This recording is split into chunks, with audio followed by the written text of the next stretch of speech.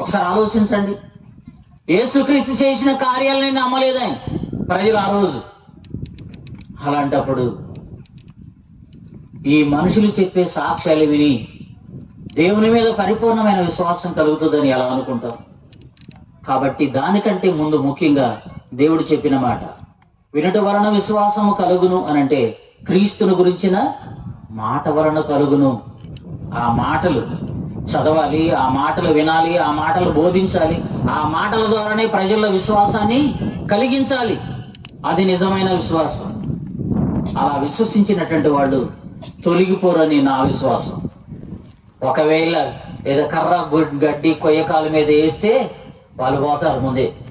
అలా కాకుండా దేవుని యొక్క వాక్యం అనే పునాది మీద నువ్వు కట్టబడితే అసలు నిన్ను ఎవడు కదిలించలేడు అనే విషయాన్ని నేను జ్ఞాపకం చేస్తాను. కాబట్టి మనలో ఎలాంటి విశ్వాసం ఉందో, మనం ఎలాంటి విశ్వాసులమో, యేసుక్రీస్తు ప్రభు వారు ఇప్పుడే వస్తే బడా నమ్మకమైన మంచి దాసురని చెప్పుకునే గుంపులో నీ ఉంటావో ఉండవో ఒకసారి పరీక్ష చేసుకొని ఏదైనా లోటు పాటు ఉంటే ఇప్పుడే సరి చేసుకోవాల్సినటువంటి అవసరం ఎంతైనా ఉంది అని జ్ఞాపకం చేస్తూ ఈ మాటలు ముగిస్తున్నాను. దేవుడి ఈ మాటలు మీ అందరి హృదయాలలో ఆశీర్వదించడం గాక. ఆమె చిన్న ప్రార్థన. పరిశుద్ధుడైన మా తండ్రి, పరలోకమందున్న మా నాయన, ఘనమైన నీ నామమునకై వందనాలు అయ్యా.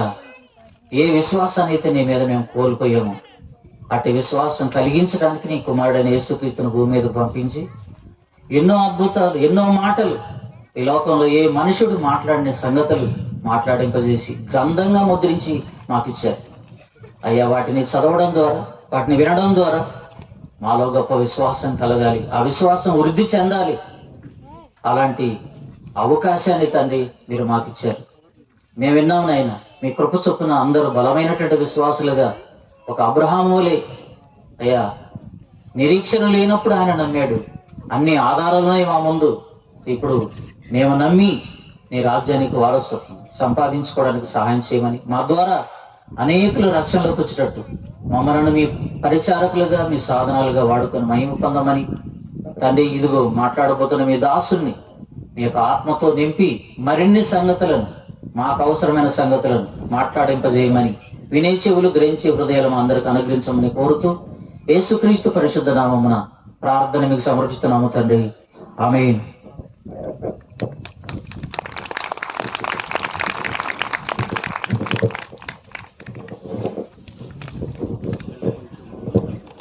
మంచి మాటలు అందించినటువంటి దైవజనులకు వందనాలు తెలియజేస్తున్నా. మరి అందరూ కూడా ఒకసారి మీ సంతోషాన్ని కరతాళ చిత్త తీవ్రత చూసిన కూర్చున్నాం. విశ్వాసం గురించి చక్కని మాటలు బోధించిన దైవజనులకు వందనాలు. దయచేసి మీరందరూ కూడా ఒకసారి ముందు జరిగి కూర్చోండి. ఎదురు పట్టా మీద ఉన్నవారు ముందు జరిగి కూర్చోండి. అందరూ కూడా ఒక లైన్ ప్రకారం, చిందరవందరగా కాకుండా లైన్ ప్రకారం కూర్చోండి. వెనకొచ్చే వాళ్ళకి ఇబ్బంది లేకుండా లైన్ కూర్చోండి అందరూ కూడా. మంచిదండి. సిబిటి జగ్గపేట కోఆర్డినేటర్స్ మరియు లెక్చరర్స్ వారందరినీ కూడా వేదికకు రావాలని సాదరంగా ప్రేమపూర్వకంగా ఆహ్వానిస్తున్నాం. గమనించండి, సిబిటి జగ్గపేట కోఆర్డినేటర్స్ మరియు లెక్చరర్స్ వీరందరూ కూడా త్వరగా రావాలి. అలాగే సిబిటి జగ్గపేట కమిటీ సభ్యులు సోమాల ప్రసాద్ గారిని వేదిక మీదకి రావాల్సిందిగా కోరుచున్నాం.